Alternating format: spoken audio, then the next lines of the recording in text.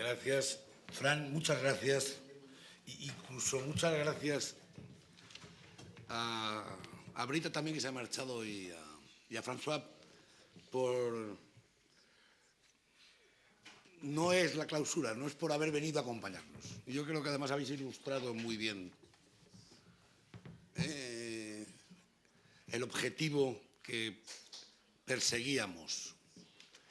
Porque, bueno, nos hemos dado cuenta todos que los problemas son comunes, que las soluciones están muy determinadas por las condiciones patrias y que en eso también hay tendidas, a mi juicio, enormes trampas. Es verdad que Europa está asistiendo a una de sus peores crisis económicas y sociales desde la Segunda Guerra Mundial.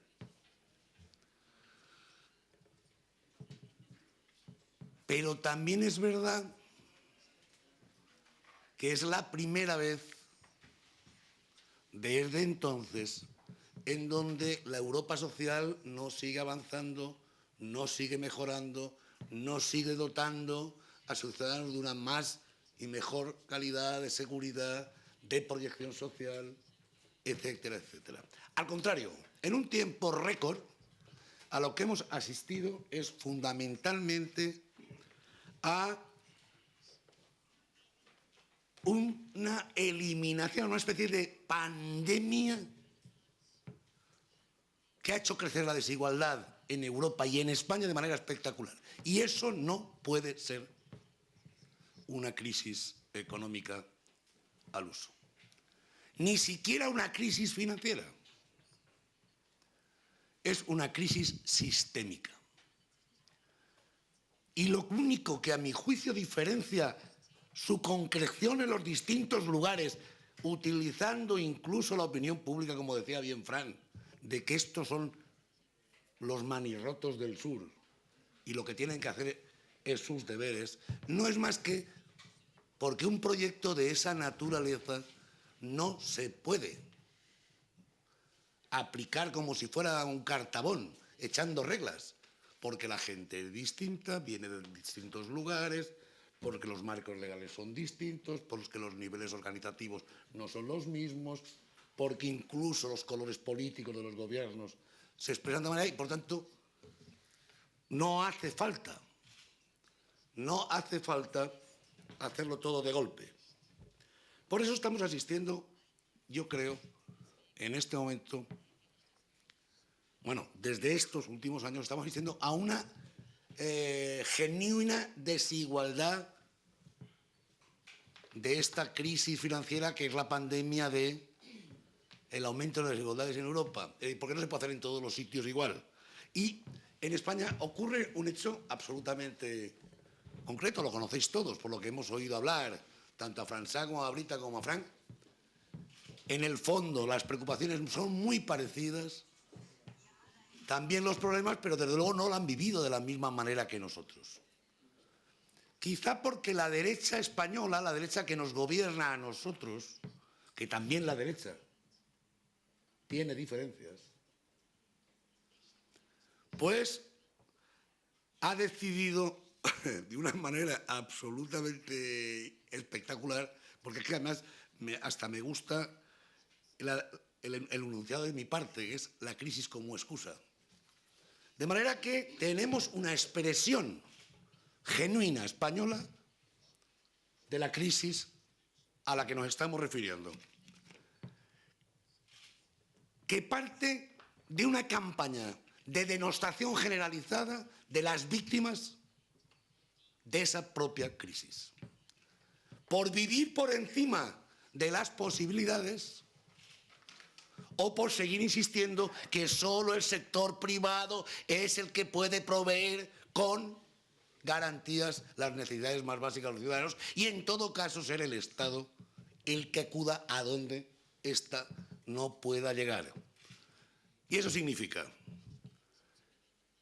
que los responsables de la crisis son los jubilados, son los pensionistas, se jubilan muy pronto, tienen una salud de hierro y se mueren muy tarde, son los parados, aunque el 40% hoy de los parados en España, por ejemplo, no tengan ningún tipo de prestación, es la educación, pero a través de esa denostación de las víctimas, como son los estudiantes, como son los padres y como es el profesorado, que se hace responsable de la ineficacia del sistema educativo con un objetivo: el acabar con la igualdad de oportunidades. Porque ¿qué tiene que ver la ley Wert, esa ley de educación nueva que está durmiendo en el Tribunal Constitucional, con la crisis económica o con otro interés que no sea el de resolver en nuestro país algo que a muchos les toca las narices, que les molesta? Les molesta ver las universidades llenas de chicos y de chicas y los colegios, y les molesta que eso sea un elemento de igualdad que no pueden tolerar. Es lo mismo que le ocurre a la sanidad cuando resulta que todos los problemas del gasto sanitario en nuestro país está exclusivamente residenciado en los profesionales, porque no hacen de eso un uso debido del gasto y no sé qué, en un país precisamente que fue capaz de construir este sistema de salud que aún disfrutamos cuando tenía la mitad de renta per cápita que tiene hoy. Y así una serie de cuestiones, en definitiva todos, estudiantes, padres, médicos, profesores, jubilados, parados, empleados públicos y la reforma laboral. Quiero decir que en nuestro país se han adoptado medidas que no se han adoptado en otros países y que desde luego muchas de ellas tienen nada o poco que ver en la superación de la crisis financiera. Hombre, sí tiene que ver la reforma laboral. La reforma laboral, por cierto, incluso los países del sur, ninguno de los gobiernos afectados ha tomado iniciativas como las que se han adoptado en España. Es que es verdad, queridos compañeros, queridos invitados, que cada uno cuenta la cosa como le va. Es cierto. Y quien la sufre de la manera que la hemos sufrido nosotros, las soluciones nos parecen muy, muy apremiantes. Porque aquí estamos sufriendo las consecuencias de una reforma laboral que ya no es que está poniendo en entredicho la capacidad operativa del convenio colectivo o de la negociación colectiva, es que se la ha cargado. Es que además de eso facilita la rebaja unilateral de salarios, a la vez que procuró de entrada una brutal disminución de las indemnizaciones por despido. Eso es como si unos señores como nosotros decidiéramos: sí que vamos a tu casa, pero nos tienes que poner los jornales bien baratos, trabajadores con muy pocos derechos y que vayan a trabajar cuando yo les diga y a la hora que yo les diga. En otros sitios no ha sido de esa manera y eso se entiende por aquello que yo decía al principio, de que no son expresiones que se puedan dar igual a la vez, pero mucho me temo que está empezando, o que por lo menos se debe de impulsar, una alarma. Una alarma. Yo no creo, sinceramente, que en ningún país, ninguna colectividad, ninguna economía pueda quedar al margen de sus vecinos. Y creo que pensar eso es equivocarse. Esto es como estos nuevos ricos o profesionales de grandes recursos salariales que tienen mucha pasta y no sé por qué les entra la cosa esta de ir a vivir a residencias casi exclusivas en donde creen que sus intereses residen más tranquilos, más seguros, y aparte de que les iguala con los suyos porque viven en ámbitos similares, en fin. Pero lo quieren hacer lo podrán hacer en medio del desierto, en medio de la indigencia, en medio de la descohesión social, en medio de la pobreza.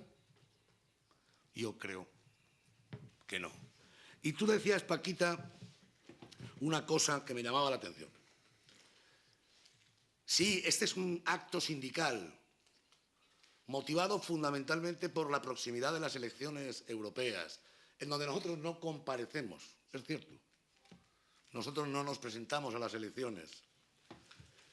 Y que, no sé cómo lo decías, decías decir que eso es una preocupación que te dan otros seguro, pero que tú la tenías por los sindicatos y por la capacidad nuestra de enfrentar las cosas. Y a mí eso me parece muy importante.